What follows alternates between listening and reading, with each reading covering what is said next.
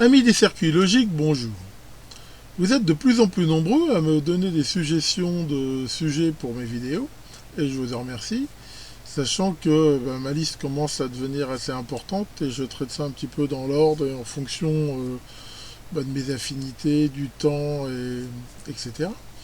Et il y a quelque temps, un internaute m'a demandé comment calculer la résistance pour commander un transistor à la sortie d'un microcontrôleur. Alors c'est une bonne question quelque part, mais j'ai voulu étendre un petit peu le sujet en regardant un petit peu tout ce qui existait couramment, qu'on pouvait pratiquer pour interfacer une sortie logique d'un côté, ça peut être des portes logiques, un microcontrôleur, enfin quelque chose de binaire, avec le monde extérieur. Et c'est quelque chose qui n'est pas forcément si simple que ça, il y a plusieurs cas, il y a plusieurs solutions. Et comme j'ai pas envie de faire une vidéo qui va durer très très longtemps, j'ai décidé de faire plusieurs vidéos sur le sujet. En gros, pour l'instant, je pense en faire une sur les sorties de type TTL, une sur les sorties CMOS, après sur les microcontrôleurs, et après on verra quelques circuits spéciaux, justement, qui sont bien pratiques pour commander des périphériques. Alors, nous allons commencer avec la TTL. Alors, la TTL, c'est une famille logique qui est apparue dans les années 60-70, et qui a été sans doute une des plus complètes. Il y en a eu avant, il y a eu la DTL, la RTL, enfin il y a eu un petit peu tout, on va pas en parler parce que c'est pas très courant, sachant que la TTL elle reste même de nos jours des fois encore utilisée, et aussi la TTL-LS, ou plus moderne des circuits TTL, mais qui sont en technologie CMOS, donc on ne va pas en parler ici. La sortie TTL, elle est depuis toujours caractérisée par quelque chose qui ressemble à ça, ça s'appelle Totem Pole. Alors d'où est-ce que ça vient Totem Pole? Je crois savoir, je ne suis pas sûr à 100%, que ça vient que si on regarde le schéma de sortie, on voit que c'est un empilement de choses différentes. Il y a des transistors, une diode, des résistances, et ça rappelle un petit peu l'empilement des sculptures sur les totems indiens. Enfin bon, c'est toujours l'explication qu'on a donnée. Alors cette circuit Totem Pole, c'est une sortie qui est asymétrique, qui peut beaucoup plus tirer, on va dire, du courant vers le bas que ce qu'elle peut en fournir. D'ailleurs, ici, je vous ai mis un extrait des caractéristiques sur de la TTL. On voit que les niveaux de sortie sont en dessous 0,8 volts, c'est un 0, au-dessus de 2 volts, c'est un 1. Entre les deux, c'est pas trop défini. Et on voit que le courant que ça peut sortir, c'est 0,4 mA, donc c'est pas beaucoup. Par contre, ça peut absorber, c'est-à-dire vers la masse, 16 milli. Pour la TTL-LS, c'est quasiment pareil, à part que le courant est un peu plus faible, c'est 8 milli. Donc ces transistors, la TTL, c'est une logique saturée, c'est-à-dire que les transistors, ils sont, on va dire, montés un peu d'interrupteurs tout ou rien. On voit que donc c'est fait pour avoir beaucoup plus de courant vers la masse. Alors, dans un sens, c'est assez logique, parce que les circuits, ils ont été conçus au sein de la famille pour être interconnectés entre eux, et on voit que les entrailles, c'est des émetteurs qui sont mis à zéro, on va dire, quand on les tire vers la masse. Donc chaque circuit peut avoir ce qu'on appelle fan-in, fan-out. Fan-out, en gros, c'est combien d'entrées on peut brancher sur une sortie de l'ordre, généralement de 10 ou 20, enfin ça dépend un petit peu des familles et des circuits. C'est pour ça que ça a été conçu beaucoup plus pour tirer du courant vers le bas. Alors ça, on va pas parler ici de l'interfaçage de circuits entre eux. Ce qui nous intéresse, c'est quand on veut, à partir d'une sortie TTL, commander quelque chose à l'extérieur. Alors, la chose qu'on va voir le plus souvent, c'est en effet de mettre un transistor quelque part, amplificateur comme ça, qui va permettre de commander une charge. Comme le transistor n'a pas besoin de beaucoup de courant pour être commandé, on peut très bien le commander au niveau 1, comme ça. Rien n'empêche de mettre un transistor PNP commandé vers la masse, mais généralement, là, on va utiliser ça directement. Mais il y a quand même des cas où on peut brancher directement une sortie. Alors, le cas qu'on voit le plus fréquemment, c'est quand on veut commander des LED. Donc, au niveau des LED, comment on peut brancher ça? Il ne faut pas oublier donc que c'est asymétrique et qu'on voit ici ce qu'on appelle source et sink, les Américains appellent ça comme ça. Source, c'est le courant qui va être fourni, on va dire, du positif vers la masse, et sink, c'est le courant qui est absorbé du positif vers la masse. Alors comme on voit, comme je viens de le dire, c'est beaucoup plus, on peut absorber beaucoup plus de courant.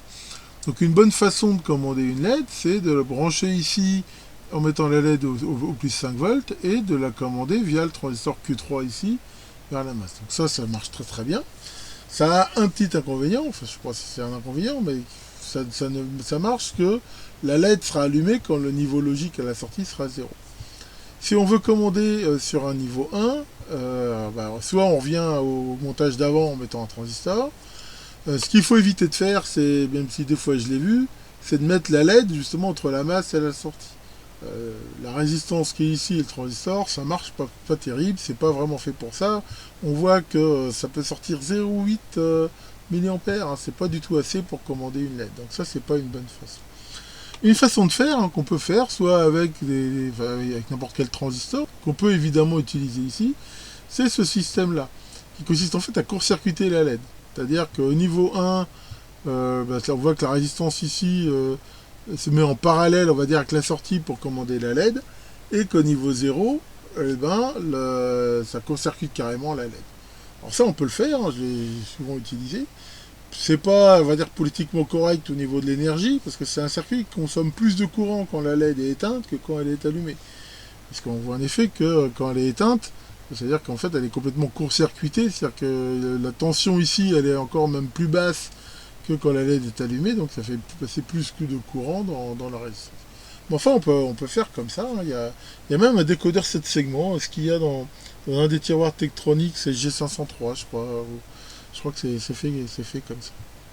Donc voilà, ça on va dire c'est les trucs les plus courants. Alors dans la famille TTL, il existe des portes un peu spéciales qu'on appelle collecteurs ouverts, qui sont, comme leur nom indique, il n'y a plus que la partie basse. En gros, ça sort sur un transistor. Donc il s'appelle ouvert parce qu'il est connecté à rien.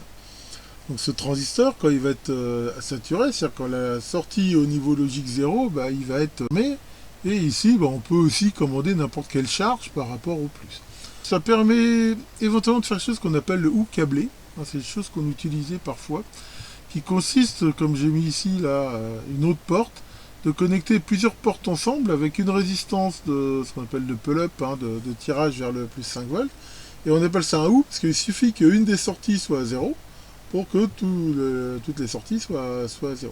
Donc ça permettait de faire ça. Donc ça c'est une possibilité, mais sinon souvent ça permet aussi de commander des charges justement plus importantes, hein. Les circuits que j'ai mis ici, là, les 7406, 7, 16 et 17, c'est des circuits qui permettent de commander plus de courant et aussi éventuellement de supporter une tension collecteur plus forte que 5 volts. Donc on peut très bien imaginer d'avoir une charge à une tension, je crois, 12 volts ou plus. Là pour ces collecteurs ouverts. Et ce qui existe aussi dans la famille TTL, et qui est très important, c'est ce qu'on appelle la logique 3 états. Alors, la logique 3 états, c'est quelque chose qui est très utile au niveau des choses qui sont mises en bus. Donc à chaque fois qu'on faisait, surtout dans le temps, des cartes avec des microprocesseurs, genre 6800, Z80 et des choses comme ça, on utilisait des bus, c'est-à-dire l'idée c'est de mettre sur le même fil plusieurs circuits, sachant que ces circuits peuvent soit, on va dire, lire la tension qu'il y a sur le fil, et ça, c'est pas très gênant, puisque, ils peuvent être plusieurs à lire. Par contre, ils peuvent aussi, on va dire, émettre dessus. Or là, on voit que ça pose un problème. On imagine bien, c'est comme sur une fréquence radio, tout le monde peut écouter, mais s'il y en a plusieurs qui parlent à la fois, c'est un peu le box. Donc pour éviter ça, on met un protocole qui dit, voilà, il y a une règle qui s'arrange pour qu'il n'y en ait qu'un seul qui parle à la fois. Sur les bus, c'est pareil. Il y a un système, ça peut être un signal logique, ça peut être un protocole, ça peut être tout ce qu'on veut, qui va définir à quel moment un circuit a le droit de parler sur ce bus. Mais quand il est que écouteur, justement qu'il ne parle pas, il ne faut pas qu'il le perturbe. Et c'est ça l'avantage de la logique 3 états. En fait, si on reprend ici la sortie totem pole, le principe, hein, si on représente les transistors par des interrupteurs, on voit que sur un 0, c'est bien le transistor du bas qui est fermé et celui du haut qui est ouvert. Sur un 1, c'est le contraire. Et si on ouvre les deux transistors, on voit que on est isolé. Et c'est exactement ça, la logique 3 états, c'est que les deux transistors de sortie sont ouverts, ce qui fait que la sortie, on va dire, elle est flottante. Et c'est ça qui permet de connecter plusieurs sorties ensemble, sachant qu'à un moment donné, on va dire quelle est la sortie qui a le droit de parler sur le bus. Donc voilà pour cette petite présentation des sorties TTL.